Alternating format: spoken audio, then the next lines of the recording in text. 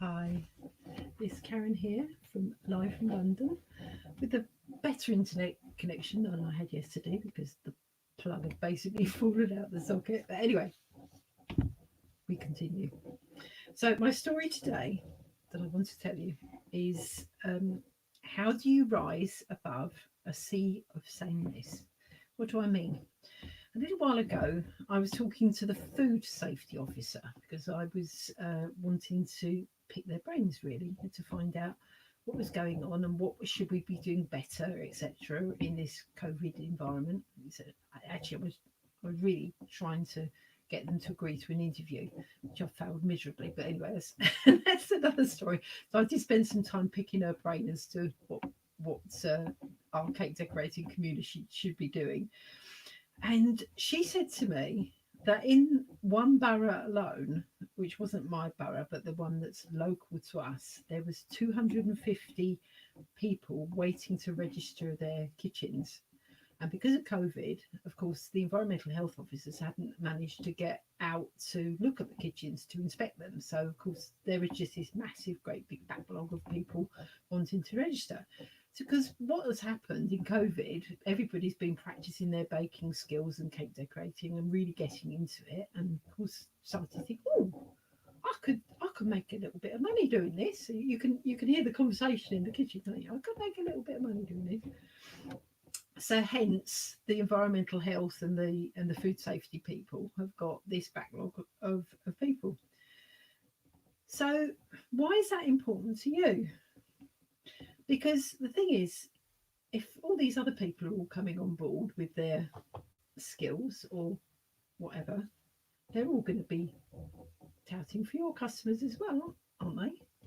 And isn't it not better to rise up above the sea of sameness, as I called it, and get a business that's legal, get it registered. If you're not registered, don't know whether you are, don't know whether you're not, because then you can get your insurance and then you can become a true business and work out your finances and get an accountant and start making some sensible money, which you really seriously can make sensible money out of cake decorating and home baking. And I've got lots of tricks up my sleeve as well.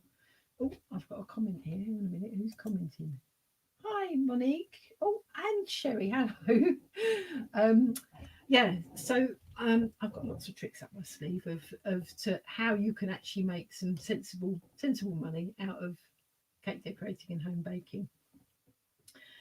And you need to be serious because actually this is the woo woo side of Karen coming out now. Because if you decide to go, it's all right, I'll just do it under the carpet, nobody will ever know. And I know that in America the laws are a lot stricter than over here, but even so, in this country, don't want to frighten anybody, but in this country I know because the environmental health lady said to me, it was like, oh really, because I haven't got anything to do, because they can't go and visit the kitchens, the computer savvy ones that are sitting in environmental health are actually trawling through the internet, looking at Instagram that and then trying to match up.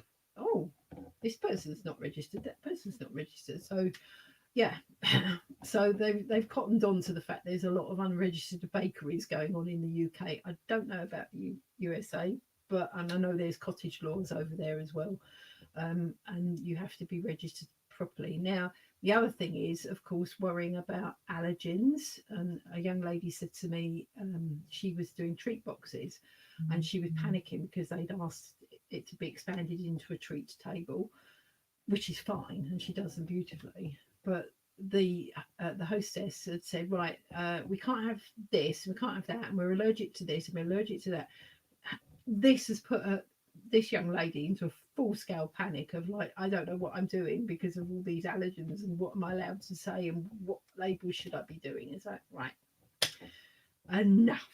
So, if you want to know how to make a true business out of your skills and knowledge and your passion, then I've got news for you. And you've probably seen, if you're on my Facebook page, you've probably seen the fact that the Cake Circle, our new membership, is reopening its doors again on Monday.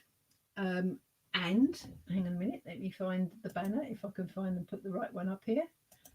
There you go. That's the link. And what is in the cake circle? We've got guest experts. People like the environmental health would have come had they have agreed to an interview. But I've got an allergen lady for a start. You know, we've got social media people. I was just speaking, interviewing for the membership, a lady that knows how to organise your money. I've got somebody that knows how to do all the legal aspects of what forms do you need behind your orders.